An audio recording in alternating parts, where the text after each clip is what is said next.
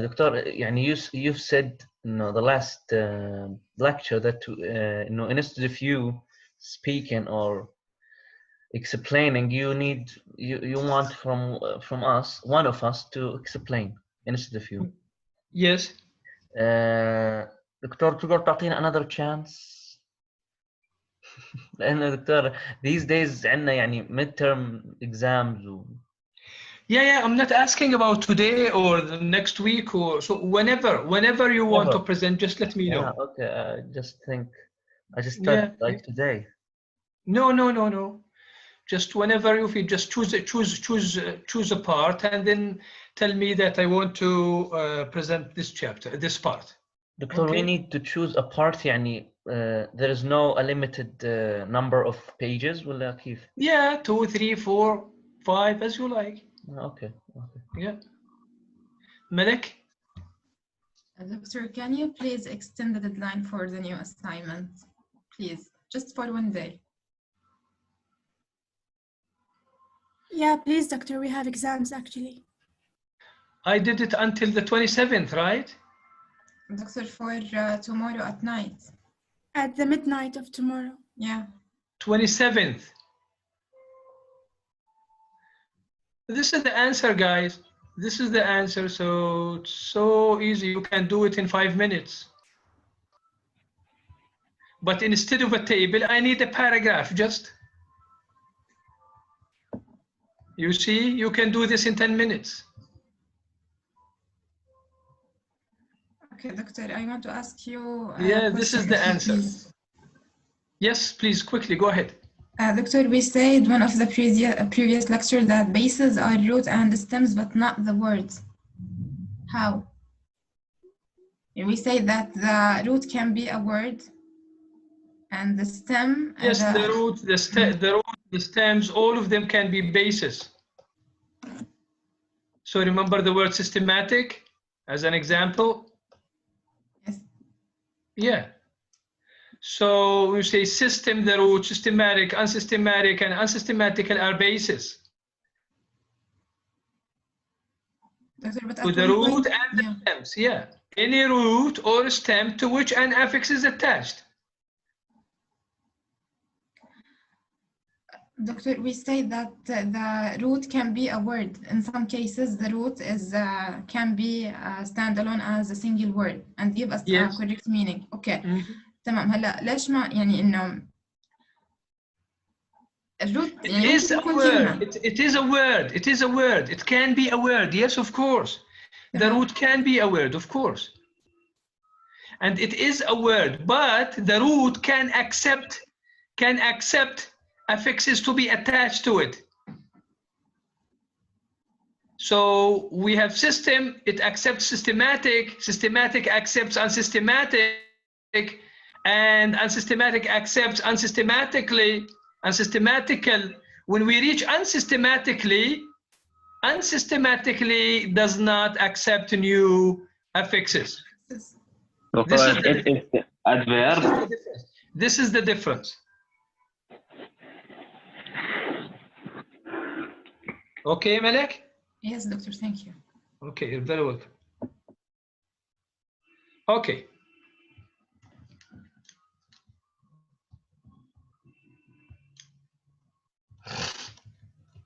So let's continue what we were doing last time, and then today we are going to discuss a very important topic, which is the hierarchical or the hierarchical structure of words.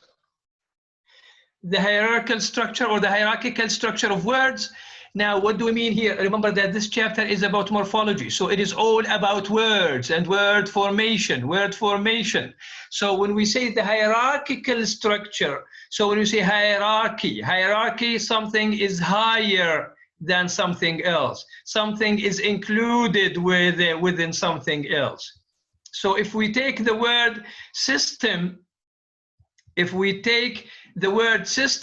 we need, or we can have, so we know that in system, we can have systematic, we can have unsystematic, we can have unsystematical, and so on. And remember we said that first of all, we have the root, then we have the derivational, derivational suffixes and the prefixes. Then at the end, we have inflectional suffixes. So inflectional suffixes follow derivational suffixes. So if I ask you to draw the hierarchical structure of a word like unsystematic. So you do it like this. You start with the root. The root is system, right? And system, we have a line here. System is a noun. So do we say system unsystem, or do we say system systematic unsystematic? So first system, then unsystem. Systematic. System unsystematic. First system, then systematic, then unsystematic. Because un means not, so first system is a noun, we add atic, we make it an adjective, and then we negate the adjective. We don't have system unsystem. We don't have in English system unsystem. We have system systematic unsystematic. So the hierarchical structure should be like this: system, line, noun, and then another line we add atic, we make it an adjective, and then to negate the adjective, we add un, and also we get a negative adjective or a negated adjective to get the systematic, yes. If we want to say unsystematical, the same thing, system, noun, systematic. Then we can negate unsystematic, that's fine. And then we add L and it becomes unsystematical, or sometimes we can say system systematic, and we say systematical, we add L, and then we can say unsystematical, we can negate it at the end. This is what we mean by the hierarchical structure of words. That it is wrong to say system, unsystem, then unsystematic. No, it works like this: system, systematic, unsystematic. This is the right order. This is the right order of the hierarchical structure. This is the right hierarchical structure of the word. Doctor, as systematical, systematic, these are two adjectives. Yes, we can say system, then we say systematic, then we say systematical, then maybe both are adjectives, but maybe in some context we use systematic, but when we say this is systematic, in most cases we use systematic or unsystematic. So there's no difference between systematic and systematical? They are, morphologically speaking, they are adjectives. Okay. So this is what I want you to know, that we don't have, you see here, this star means wrong, ungrammatical or wrong. So we don't have unsystem in English. That's why we have to say system, then systematic, then unsystematic. We don't say system, unsystem, then unsystematic. This is wrong.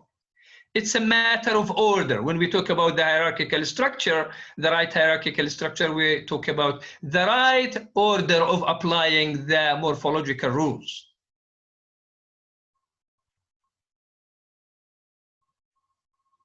Okay, so sometimes as we have adjective, if we add el, then we get another adjective, like when we say egotistic or fantastic or astronomic, we can say if we add L, we get the adjective also. Okay, now if we add ly to the adjective, we get the adverb. So if we say this is the hierarchical structure for unsystematically. So first we say system, the root, noun, then we add atic, we get the adjective systematic, then we negate the adjective and it becomes unsystematic, and then we add L, we get the adjective unsystematical, and then we add adverb, ly, and we get the adverb unsystematically. This is the right order. So don't say system, then unsystem, then systematic, then systematical, then unsystematically. No, it must be in this order. System, systematic, adjective, unsystematic to negate the adjective, unsystematical, and then unsystematically. So this is the right hierarchical structure. So if we have it like this, we get a problem. We get a problem. We don't have the right hierarchical structure. So if we say system and system, this is wrong. This is wrong. We don't have system and system.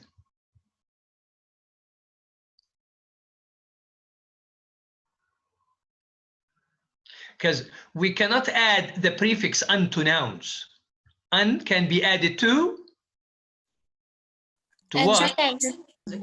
Adjectives. Adjectives, yes. Or sometimes maybe do, undo, or do, redo to adjectives and some verbs.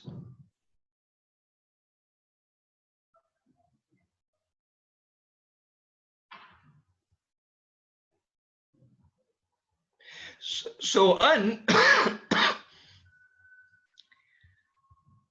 is restricted to very few cases, and those are always nouns that already have a suffix such as unemployment. So we say employ, employment, unemployment. Accept, acceptance, unacceptance. Okay, so if I ask you what is the right order for employ, unemployment? So first we have the verb employ, then we have employment, then we add un, and we say unemployment. So you need to think of the order. What is the right order? What is the right order of the morphological processes? Now, if we say we have refinalizes the word, if we want to draw the hierarchical structure of the word refinalizes, what is the root? Final. Final, yes. And final is what? Adjective. Adjective. So final line adjective. Then if we add, do we say final refinal or do we say final finalize first? Finalize. Yes. We can't add re cannot be added to adjectives. Can be added to verb. Fill, refill, write, rewrite. Okay? So re can be added to verbs. So we can't say final, refinal. No. We have to say first final line adjective, then we add the derivational suffix "ize", we make it a verb, verbalize, finalize, and then when it is a verb, we can add refinalize, and we get also the verb, and re is a derivational morpheme. It changes from an adjective to a noun, in this case to a verb. So it must precede this S, the third person singular present morpheme. So we can't say final, finalize, finalizes, refinalizes. No. Why? Because derivational morphemes precede what? Derivational morphemes in the table. Derivational morphemes precede inflectional morphemes in a word. So when we draw the hierarchical structure, first derivational morphemes, then So the root, then derivational, then the last thing should be the inflectional. So this morpheme. Yes, this third person singular present morpheme is an inflectional morpheme, so it is the last one. Final, adjective, we make it a verb because we can't say re-final, we have to say final, finalize, then the derivational morpheme re-finalize, then the inflectional morpheme re-finalizes. Okay. Now, some words, the hierarchical structure, or some words can be ambiguous. So it depends on the hierarchical structure. So the hierarchical structure should be different. So take a word like lock. You know the meaning of lock. Some words can be ambiguous. That's finalize is not ambiguous. That's why we said we have to first final, then finalize, then refinalize, then finally refinalizes. But for ambiguous words,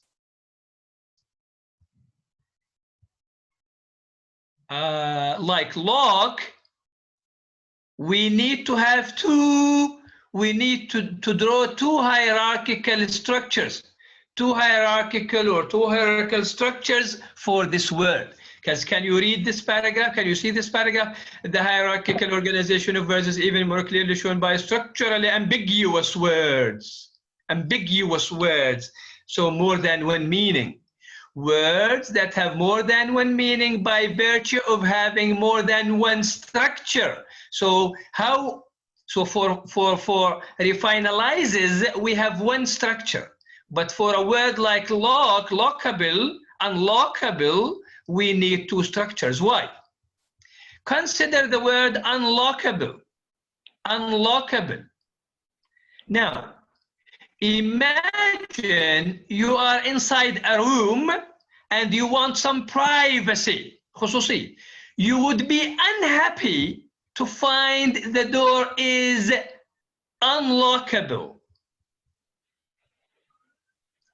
In other words, cannot be locked or not able to be locked. So if you are inside a room and you want some khususi, some privacy or privacy, then in this case, you will be unhappy if you know that the door is unlockable. In other words, you would be unhappy if you know that the door cannot be locked or not able to be locked.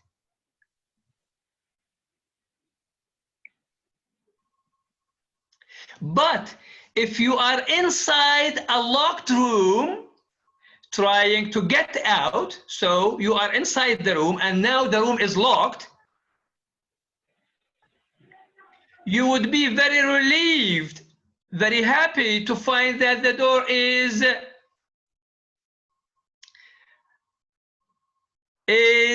unlockable, able to be unlocked, able to be unlocked.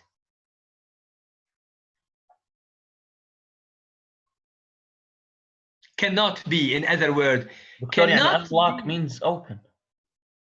Cannot be locked. In other words, so you see the difference between the two situations. In situation one, you will be unhappy to find that the door, you are inside the room, you want some khususi, some privacy, and you will be unhappy if you know that the door cannot be locked. لا يمكن إغلاقه. So to find that the door is unlockable. Unlockable. Cannot be locked. Because you want to close the door, you want to lock the room to get some privacy. So you will be unhappy to find that the door cannot be locked. Cannot be locked or not able to be locked. You see here, not able to be locked. But in the second scenario, you are inside a locked room and you want to go out. You want to get out. You will be happy if you find that the door is unlockable. In other words, you will be happy if you find that the door is able to be unlocked. Able to be unlocked, can be unlocked. In other words, can be opened. Yes. Now, these two different meanings,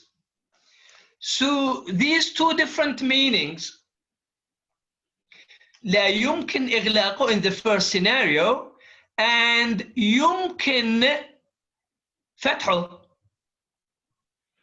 These two different meanings need two different structures. So in the first structure, you see this one, the verb lock, so the root is lock in both cases, right? The verb lock is the root. But the difference is, do we say lock and then lockable? Lockable means can be locked. Lock. Yes. Then we negate the adjective and we get unlockable.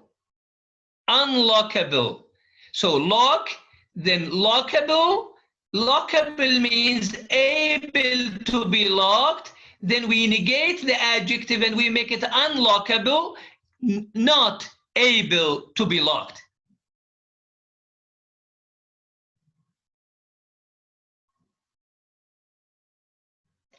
But the second structure or hierarchical structure, we start with this, with the root lock, the verb, then we negate the verb and we say lock, unlock. So here we negate the verb and we add able to make it adjective. So in the second structure, it means able to be unlocked. So first, in this one, what's the meaning? What's the meaning in the first structure? Not able to be locked. Excellent. Able to be locked. Not. So I started from the top. Not able to be locked. But in the second structure, able to be locked. Open. it is able to be unlocked. Able to be unlocked. Okay, so the meaning depends on the hierarchical structure of the tree.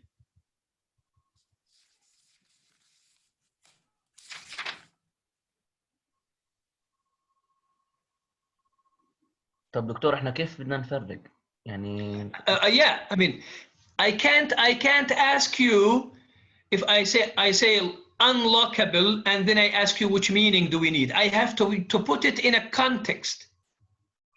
yeah, you need to put it in a Yes, in a context. So if I say, if you are inside the room and then you need some privacy, you don't want anyone to interrupt you, and then you want to lock the door, but you will be unhappy if you find that the door is unlockable. The question is, draw a tree for this scenario or context. So unlockable here means that you are inside, you don't want anyone to enter, you want to lock the door, you will be unhappy if you find that the door is unlockable. In other words, not able to be locked. لا يمكن إغلاقه. Unable, or so, like you say, unlockable. In other words, not able to be locked. So we need, which structure we need? This one.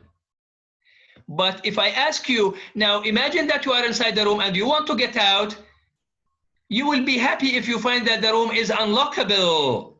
Draw the structure for this scenario, for the word unlockable in this scenario. You will be happy if you know that the door can be unlocked or able to be unlocked, so it can be opened. So we need this structure, able to be unlocked. Doctor? Yes. Since our exam will be online, how will the question be? Yeah, maybe it is difficult to draw, to be honest with you. It is difficult to draw the structure, but maybe I give you the structure. I can take this as a copy paste, and then I copy image, and then I use it in the question, and then I ask you, the right structure is A, B, both A and B, or neither A and B, and then you choose the right answer. Okay. Mm-hmm.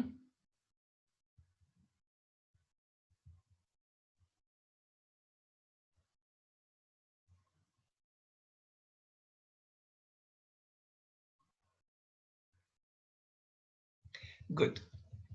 Now we will talk about another important topic, which is rule productivity. Remember when we said in chapter 1, we said that not only rules, but language in general, and particularly human language. Human language is a productive. That's why we are able to produce unlimited number of sentences or possible sentences, never spoken or heard before, using or based on a limited number of rules. This is the meaning of productivity. Do you remember chapter 1? Yes, of course, creativity or productivity. Yes, creativity or productivity, that based on a limited number of rules, we are able to generate or produce unlimited number of sentences, of possible sentences in a language maybe never spoken or heard before. Yeah. Now, also rules are productive. How rules are productive? So if we take, for example, to change a word, or the suffix able can be conjoined with any verb to derive an adjective with the meaning of the verb and the meaning of able, which is something like able to be. So lockable means able to be locked, right? Unlockable means not able to be locked or able to be unlocked. Acceptable can be or able to be accepted. Laughable, able to be laughed at. Passable can be passed or able to be passed. Changeable, able to be changed. Breathable, able to be breathed. Adaptable, able to be adapted. We call this a productivity. So imagine we have one rule. What is the rule? Verb plus able gives an adjective meaning able to be something. Imagine how many words can we get? Imagine how many words can we get by using this rule? Millions of words. And even if we have new words like tweet is a new word, is relatively a new word, right? But imagine we can add able. So like we say, tweetable, able to be tweeted, meaning a message suitable for posting on Twitter. Doctor, but not every rule, not every rules are productive.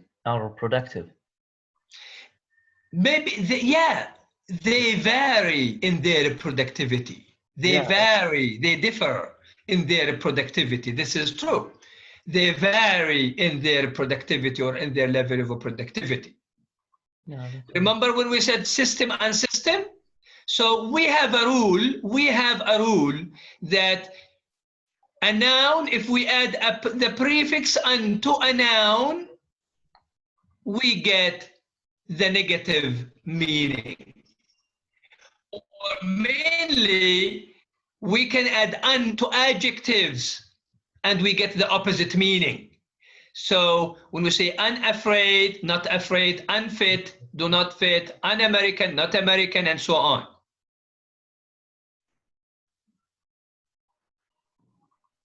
But also we can say believe,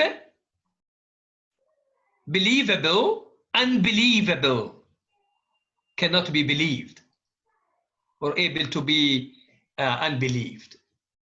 Pick up, bear, able. So you can pick up, babe. Okay, in this case we have, if we say that something is pickable, it can be also, it can able to be picked up. If we want to negate it, we add un. But can we add un to all words or to all adjectives? No. No. That's why we say un is a productive. Un is a productive, but it is not totally or fully productive.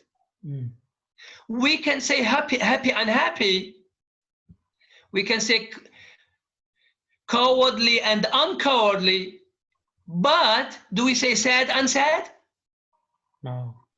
And even we don't know the reason. Maybe just to be honest, we can. So someone might say, how come we can say happy, unhappy, and we can't say sad, unsad? We can't say this in English. Brave, unbrave, no. Obvious, unobvious, we don't. There's no reason. So it appears that the un rule is most productive for adjectives that are derived from verbs. So this means that if the adjective is derived from a verb, like believe, believable, unbelievable, then it is most productive when or in the case of adjectives that are derived from verbs. So enlightened, unenlightened. So we have lighten, and we have lightened, and enlighten as a verb also. Enlighten, enlightened adjective, unenlightened negative adjective. Simple, simplify, simplified, unsimplified. So be careful. We don't say simple, unsimple. No. The hierarchical structure, we say simple, then simplify the verb, then simplified the adjective, then unsimplified the negative adjective. Character, characterize, characterized, uncharacterized, and so on. Theory, theorize, theorized, untheorized. Distinguish, distinguished, undistinguished. That also we can say that most acceptable N words have polysyllabic basis. What do we mean? And while we have unfit, uncool, unread, unclean, many of the unacceptable N forms have monosyllabic stems such as unbig, unsad, unread, unsmall. So if it is a monosyllabic word, one word, it has only one stem, one root, then we can't add un to it. But if it is monosyllabic, more than more than one syllable, we can add un to it. So when we say undistinguished, we have distinguish, distinguish, a 3-syllable verb. Then we add. It was one syllable. We couldn't add the un. Yes, if it is one syllable, we can't add un. Small, yeah, okay. Mm-hmm. But still, we have some exceptions. Of course. Why do we say fit? Why do we say read, unread, but we can't say sad, unsad? Exception. So here, it also appears that most acceptable N words have polysyllabic basis. And while we have While we have unfit, uncool, unread, unclean, many of the unacceptable unforms have monosyllabic stems: unbig, ungreat, unread, unread, unsad, unsmall, untall. Okay. So the point here, what I want you to know, I want you to know that rules are productive, but they vary in their level of productivity. They vary in their level of productivity. So maybe the same rule applies to some words and does not apply to other words. Here in English, also take these examples. We can have sincere, sincerity, warm, warmth, moist, moisten. So the suffix ity is found in many other words in English, like chastity, scarcity, curiosity, and we have ith occurs in health and wealth and depth and width and growth. And we find the verb forming suffix n, sad, sadden, ripen, redden, weaken, deepen. Doctor, curiosity is a noun? Yes. Curious, curious. curious. Curious is an adjective. Curious, curious is an adjective. Curious is an adjective. Yes. Oh, okay. Furious, furiosity? Yes. It's the same. Yes.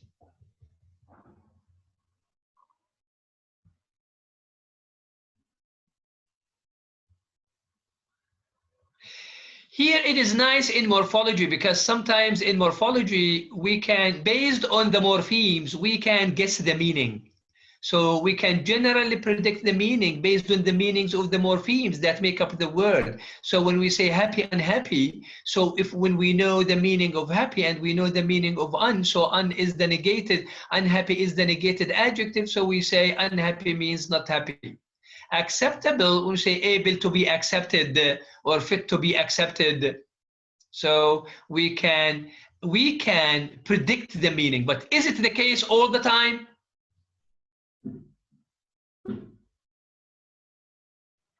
No. Okay. You couldn't say that. Yes, it is not all the time. So unhappy and able, okay, unhappy means not. But what about undo, untreat, unearth, unfrock, unnerve? So the easiest, I'm going to give you the easiest example. Do, undo. Do, undo. Reverse doing. So does here, does mean not? So when we say undo this, do I mean don't do this? No. No. So undo means that you did something and then I'm asking you to undo it. In other words, to reverse doing, to go back. To go back. To come yes, back. To go back, right? So here does not mean not.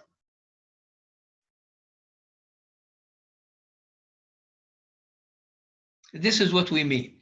But in most cases, these are some exceptions, but in most cases, knowing the meaning of the morphemes that the word is made up of, knowing the meanings of the morphemes that make up the word helps in predicting the meaning of the word. Okay. Of course, all the time we have exceptions and suppletions. Exceptions and suppletions. Now, remember the plural rule, or the rule of making or getting the plural. If we add s or es to a noun, we make it, or we get the plural noun. We don't have a dual. We don't have muthanna in English. So one is singular, more than one is plural. Now, child and man and foot and mouse, these are exceptions to the rule or the rule or the morphological rule that forms the plural nouns. Because the rule does not apply to these words. That's why we say children and men and feet and mice. The same thing for verbs, go, sing, bring, run, and know, are exceptions to the inflectional rule for producing past tense. So if you want to change a verb from present to past, all you need to do is to add D or ED. But these verbs are exceptions. But still, remember, in our lexicon, remember the mental dictionary? Yeah. These exceptions, what do we ask students to do? So we give you the rule to change a verb from active, from present to past, add D or ED. Now, what do we ask you to do with verbs like go and sing and bring and run and know? To keep it in our mind. How?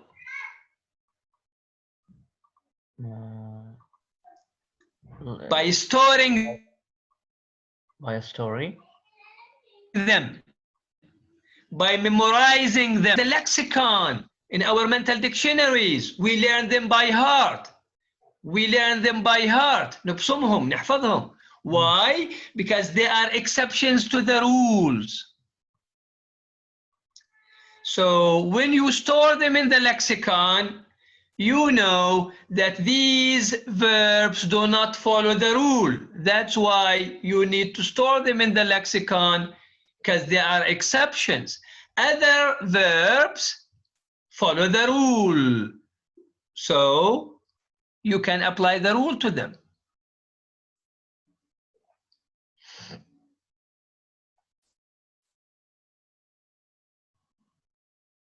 Okay.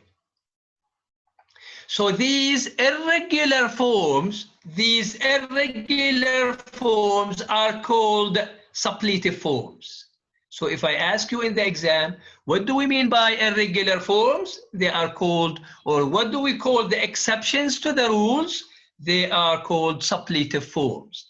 Suppletive forms or suppletive forms, these are exceptions to the morphological rules. Give examples. You can give an example from the plural morpheme, and you can give another example from the past morpheme. That the plural morpheme, we add SES, the past morpheme, we add D or ED, but there are some exceptions to these rules. These exceptions or these irregular forms are called suppletive forms. And they must be retrieved. So that's why we store them in the lexicon in our mental dictionary. So when we need them, when we want to retrieve them, we retrieve them directly from the lexicon, from our mental dictionary. So if you want to say, do we say I go to the market yesterday? No, but you retrieve تستعيد, you retrieve this word, you take it from the dictionary because it is saved. It is kept in your mental dictionary, in your lexicon as went, go, went, not good. And usually children overgeneralize, and by analogy, القياس, so when they go to school or someone teach them that to change from present to past, you need to add ED. Then they say something like good. Or if you tell them to change it from singular to plural, they say you add S, they say mans.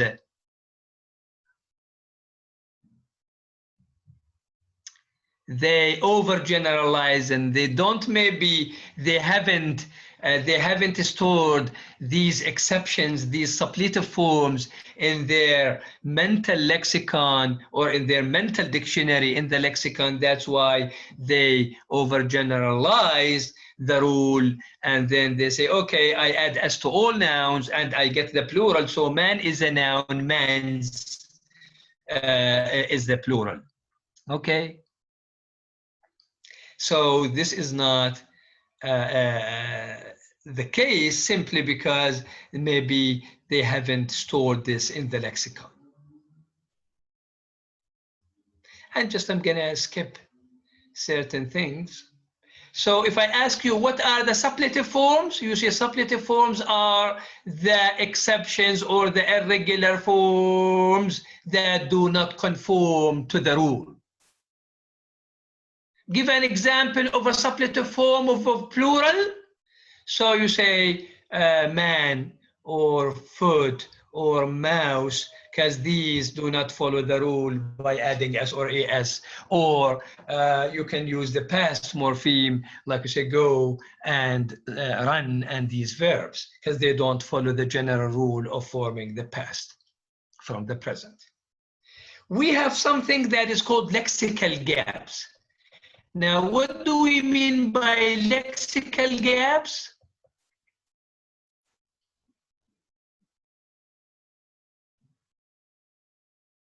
Lexical gaps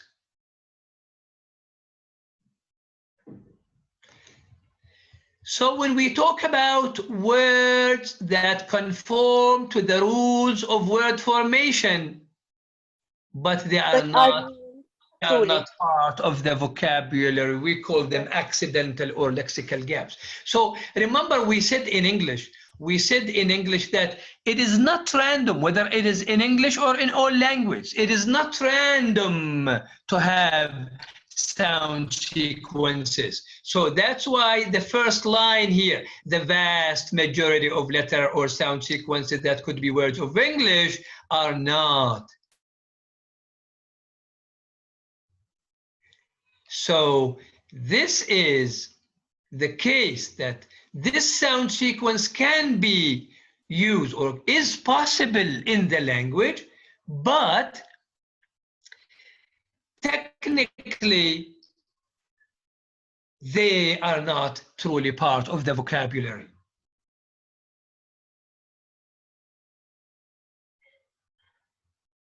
So some sound sequences are possible according to the rules even. They don't violate the rules of phonetics or phonology in English. But these are not words. These are not true words or real words that are used in the language.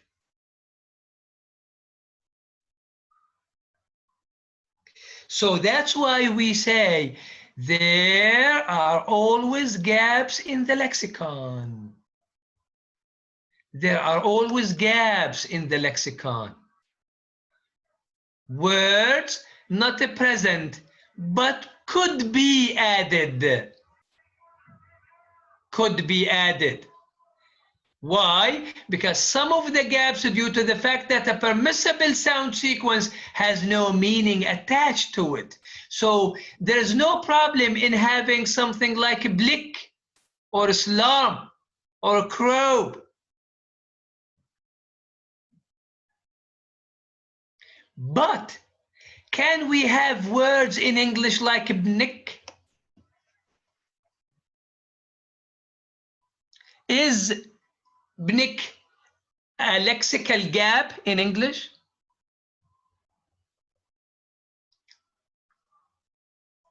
Yes or no? No, it's not. No, why?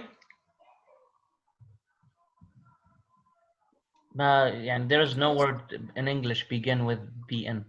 Yes, excellent. We have the sequence the sequence. BN initially is not acceptable in English. Acceptable. It's not possible. No word in English can begin with BN. We must have a vowel between B and N to say bank, right? But this sequence, BN immediately,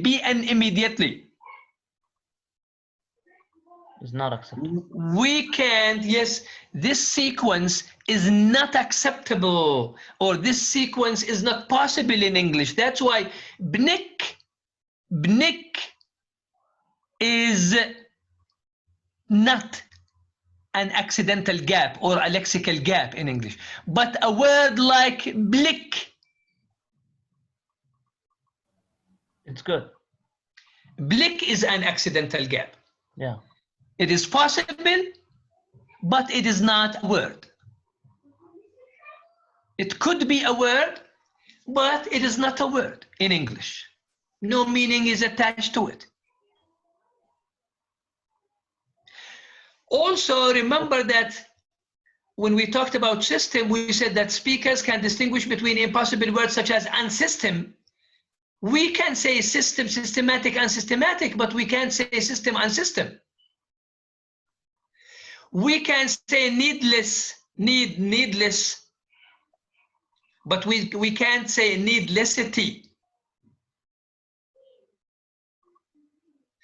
And possible but non-existing words. So here, system, unsystem is not possible. It is impossible. But if we say magnificent, magnificent, you know the meaning of magnificent? Magnificent. Yes. Magnificent and magnificenter. What's the problem of magnificenter? We have center. So magnificenter is possible but non-existing. So magnificent. So magnificenter is a lexical gap.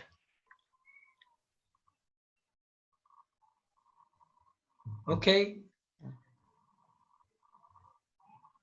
So magnificent means fantastic or wonderful? Yes, fantastic. Yes, wonderful. Yes. Magnificent, I hear them say sometimes magnificent. Maybe.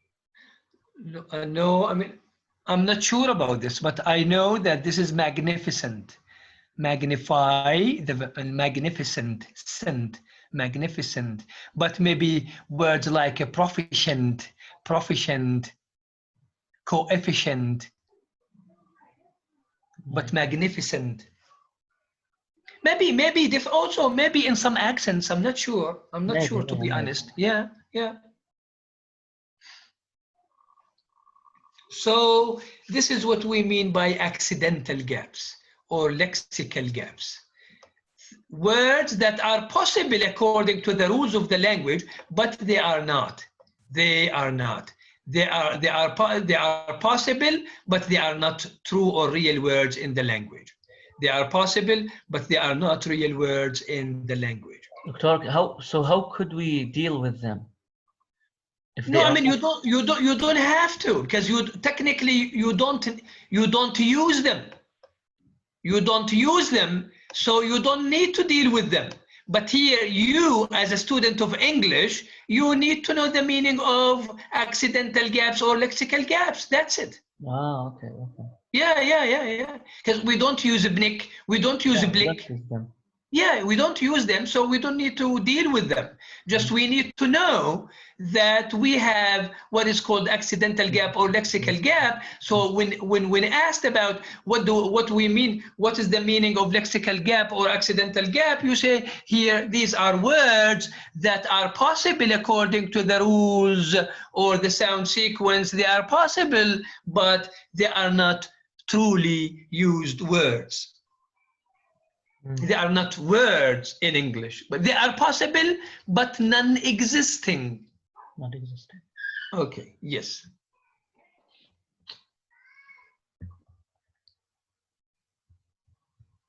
So, inshallah, next time we are going to start other morphological processes. Remember, we already started talking about morphological processes.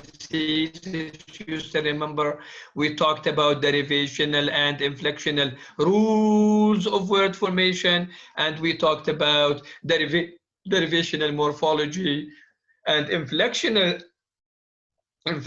morphology. And then we talked about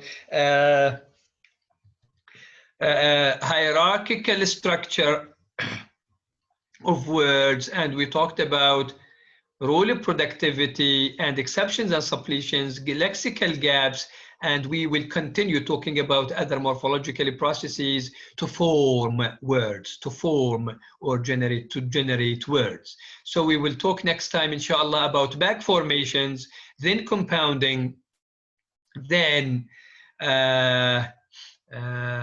we will have some examples maybe from sign language. I'm going to leave it. And then this is maybe next time, and then we will talk about morphological processes or morphological analysis, identifying morphemes. So this is very interesting. We take maybe 5 examples from English and from other languages. So sometimes we can identify the morphemes and their meanings, even in other language, even we don't know the language, even we don't know the language. So inshallah, next week, I think your exam will be on the 9th of December. 9th of December will be what? Will be Wednesday, I think. Wednesday? Yeah, Doctor.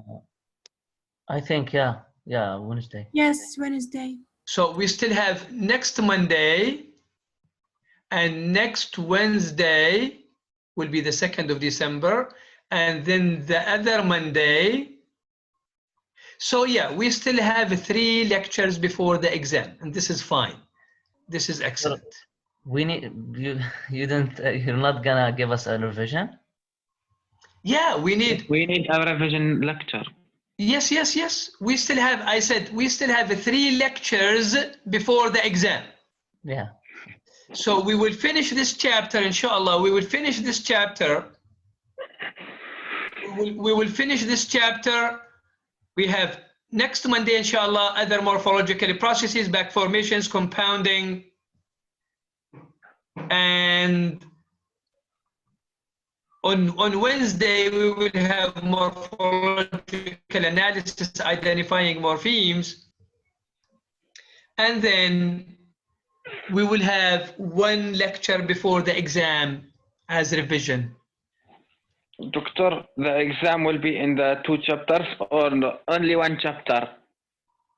No, just the exam will be just remember the first 15 pages in chapter 1 and chapter 2, just 15 first 15 pages. Okay, it means not the two chapters. Hamza, just the things that we discussed. Chapter 2 plus, remember in chapter 1, what is language? What does it mean to know the language? Linguistic knowledge, descriptive grammar, prescriptive grammar, teaching grammar, universal grammar. Yes, just page 14. Just page 14. Okay, until page 14, just. So the lecture of today is not in the exam. What do you mean?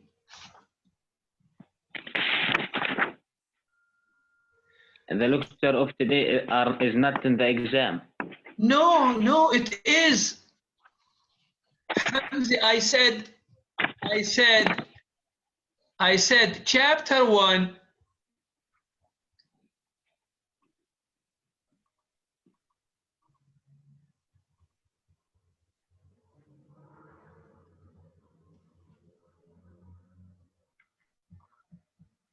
Okay, inshallah, Diana, I will. So, chapter 1, page 1 to 14, or the end of 14, yes, 1 to 14. And chapter 2, all chapter 2. All of it. Oh, okay. Thank you, Doctor. That's clear now, because we were discussing in the group what is the material of the exam and no one knows. Yeah, don't worry. Just things that we really discussed. Okay? Okay. Okay. Thank you so much. Thank you. Have a nice weekend, and I'll see you. I'll meet with you, inshallah, next Monday. Thank you so much.